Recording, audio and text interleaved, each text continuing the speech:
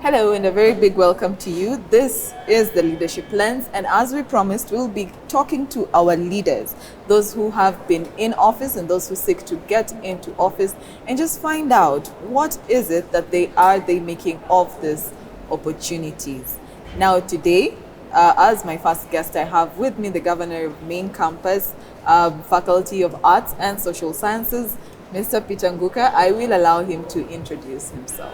My name is Peter Nguka. I have been serving as the Governor, Faculty of Arts and Social Sciences, which is popularly known as Main Campus. And I'm also a fourth-year student studying economics. Thank you for having me here. The first question I would want to ask or throw at you is this. Main Campus and this faculty is the biggest and oldest of the University of Nairobi. What is it like being the governor of this campus? Being the governor of this campus, of course, comes with a lot of responsibilities, but of course also other advantages, because then you are in the mother campus and the center campus. But again, because it has the highest population, then you have a lot of responsibilities. If things are happening, then of course most of them would happen here in the main campus. So in most cases you'll be busy doing one or two. So I think I've loved being the governor of this campus. What is the best part of your job, or what has been the part of your job that you enjoy the most?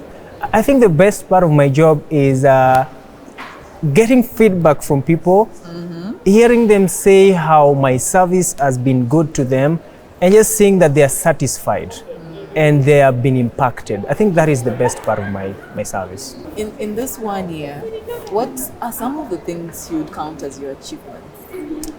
Well, there are a lot. I don't know if we have sufficient time to talk about all of them, but we'll try. So I think the highlight, the greatest thing that we have done here in Main Campus this year is the strategic partnerships that we have made with our partners here. One of the greatest partners that we have had is Techno as a company. And of course, we started this once we were elected into the office, and we started working on a memorandum of understanding between the two entities. That was the University of Nairobi and Techno. As part of that MOU, students will get job opportunities, internship opportunities, and even short-term job opportunities in the company. You've mentioned a bit about the administration. How helpful has the administration been to you and the work you have been striving to do during the term? The administration has been very, very instrumental. Because then, when you get into office, there are things that students expect you to do that yourself, you do not have the power to do them.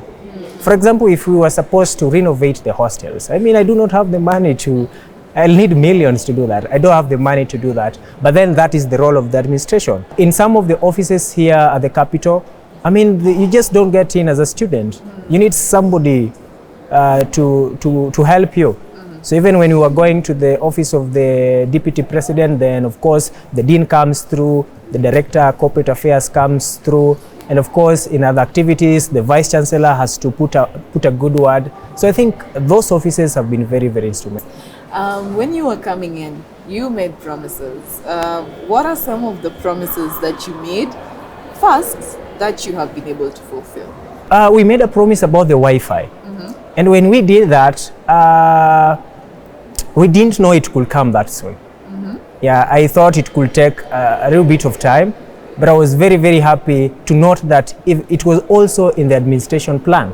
So ours was just to give a little bit of the push. And as we talk, we have the Wi-Fi in the hostels. I think only a few hostels do not have Wi-Fi. That is, could be Hall 12 and Stella Awinja. Another thing that we promised was to leverage on the gap between the job market and of course the school. And I think we have done marvelously on that. We have hosted different organizations for information sessions, for scholarships, and students have gotten opportunities to interact with this organization. Other things that we promised was to be very open when we are giving out opportunities like bursaries, and of course to give them to the deserving students.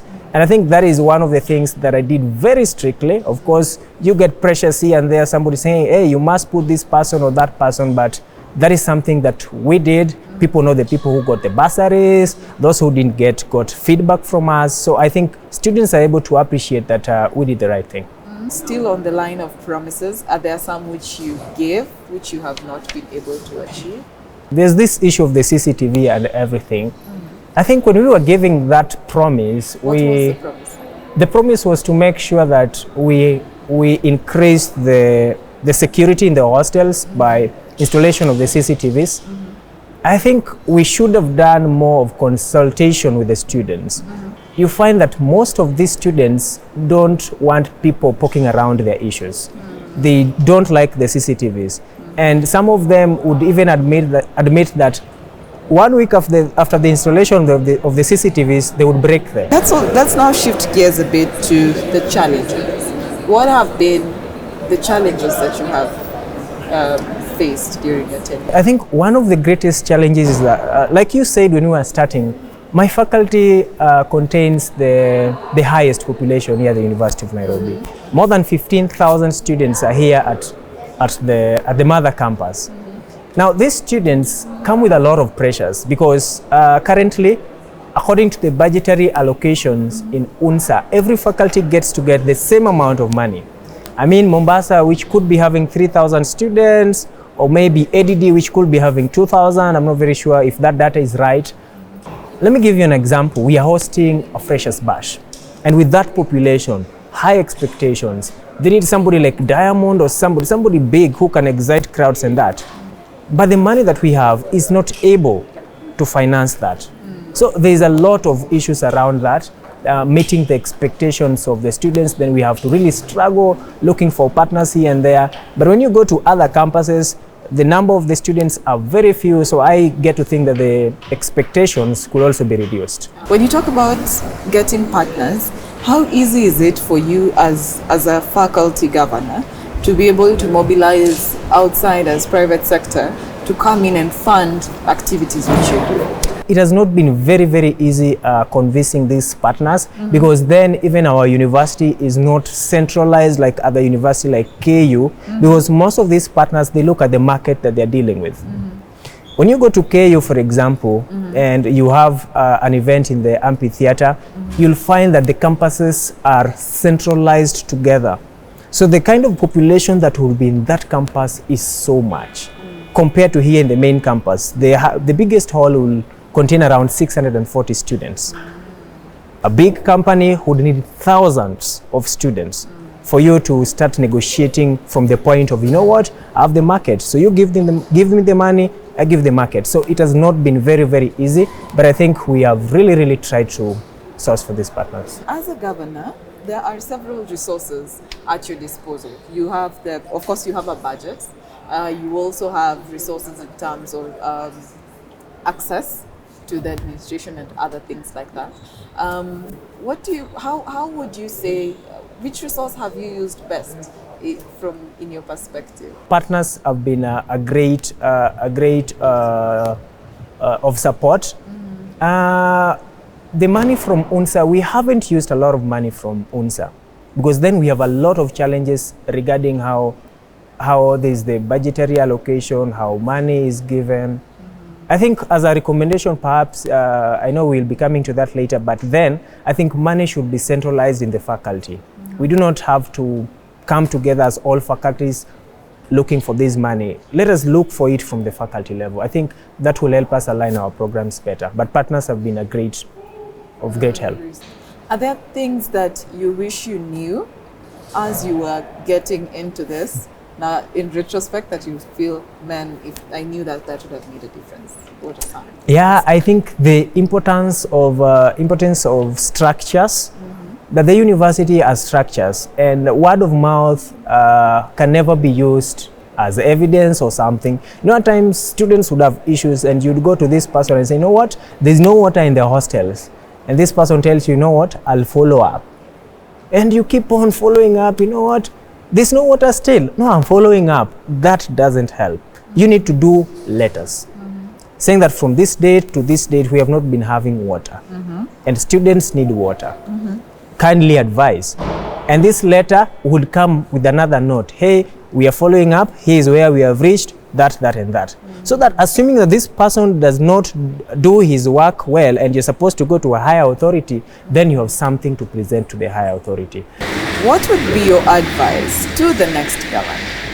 The main campus governor will really need to work a lot, to work on his brand, to make sure that he goes out there, find these partners for the interests of the students, and presents himself very, very well in speech, in dressing. The outlook needs to be perfect and wonderful, because then, like I said, it's the brand of the university. As you come to an end of your tenure, should we expect more of you moving forward? What are we looking forward to? I look forward to leading in the private sector, at least in the near future. Could be later on in life I could expect to join politics. Yeah, I'm yet to know that. But in the near future, I'm expecting to be a leader in the private sector. Yeah, so my career, economics, and all that, of course. Probably a parting shot? To the University of Nairobi students, especially the main campus comrades, thank you for giving me an opportunity, myself and my team, to lead you. We have done our best. The next team is coming on to lead you. My advice to you is that pick the best team, the team that embodies integrity and transformation. That was our ideology of leadership when we were starting, and we have stayed true to that.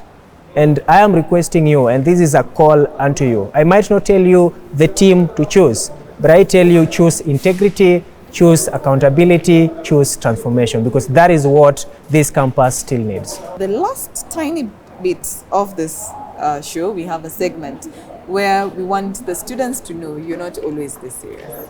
So are you going to sing, or should we give you a groove and you can show us some moves? I'm not good at dancing. That's why we allowed you to pick. So you have two options. No, first, you can give us a fun fact about yourself. It had better be interesting. And as you think about what your talent is, your exciting talent is. I'm called Junior. I don't know if people know the reason why I'm called Junior. I have a brother who has exact same names as me. Yeah. Really? He's called Peter Nguka. And I'm called Peter Nguka. So one had to be junior and another had to be senior. And why is that? Why would you be given the same name? I don't know what my dad was thinking. I've never had an opportunity to ask him that. When you love someone, you'll do anything. You'll do all the crazy things that you can't explain. You'll show the moon, put out the sun when you love someone. Wow. Guy. That was quite good. All right. Thank you very much for joining us for this first episode of The Leadership Lens. We have been having the governor of the mother of all faculties of the University of Nairobi, none other than Peter Nguka Jr. And we hope that this session has been enlightening for you, and that you'll be leaving us your comments on all our social media platforms at UNC TV. We'll be looking forward to hearing from you. But until next time, that has been all from us. I have been your host, Emma Jaber.